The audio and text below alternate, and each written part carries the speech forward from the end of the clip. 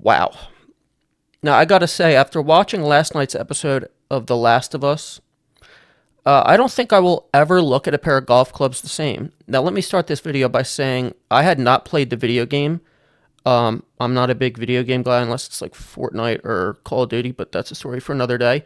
But I did know, through people on Twitter and everything, that there was going to be something extremely fucked up that happened in this season.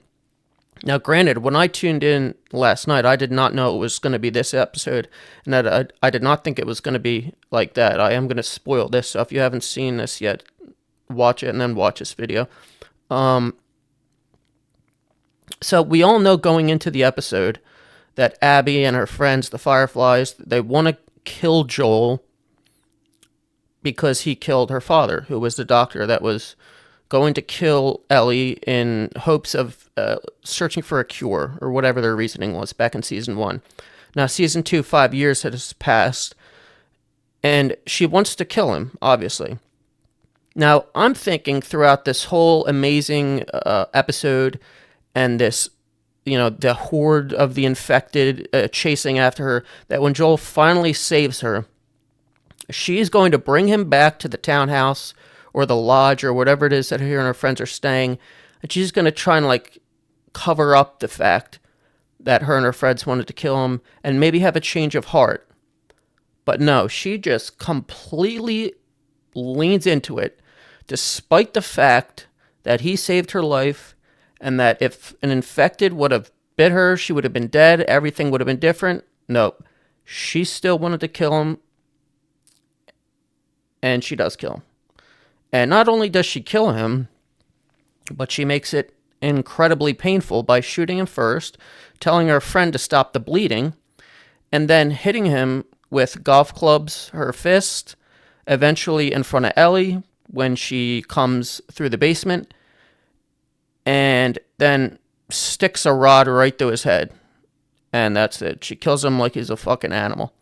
It was actually pretty sad to see. And as someone who didn't play the video game and didn't expect it, it was shocking, honestly.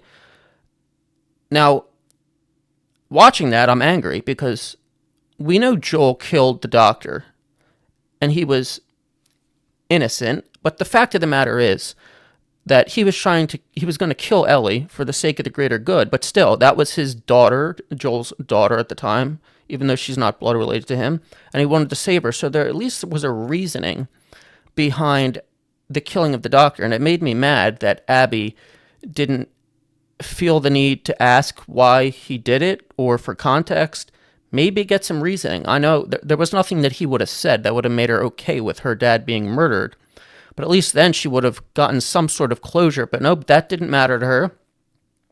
And because that didn't matter to her, it made me hate her even more. So she just went and killed him. Now, as for the future of this show, it's a very risky proposition when you kill off a main character, because a lot of the times it can help propel the story. Like we saw this in Game of Thrones with Ned Stark, and other times it can make you lose interest. I imagine Pedro Pascal will still be in the show somehow, because remember, no, again, maybe I'm wrong and I'm an idiot. I didn't play the video game, but I imagine that the audience wants to know what happened between that 5-year span from season 1 to season 2, and what made Ellie hate Joel so much. So maybe there's some flashback scenes or even episodes where he's involved in it.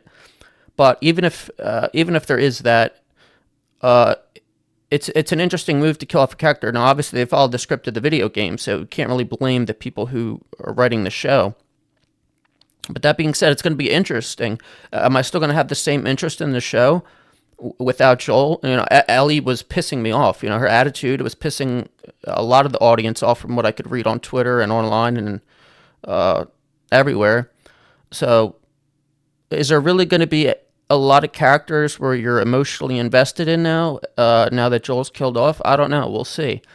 But that episode was, so well done. The attack on their home, the infected storming the gate, the storm. I think I read that they filmed it in a real storm. If you watch past the credits, everything was in detail about how it was filmed. It was incredibly well done. And the killing was like very emotional. I didn't cry or anything, but it certainly made me angry. Uh, I am invested in Ellie hunting down Abby and killing all her friends in a slow, painful death. Now that Joel is dead, it is interesting that she decided to spare Ellie, I guess. Even potentially knowing that Ellie could, do what she says when she threatens to find them and kill them all. So that was episode 2 of season 2. So now, I was interested in this show before, like I said, but now I'm really invested to see where the show goes from here. Again, I didn't play the video game. I'm not going to look at the spoilers. I'm just going to watch.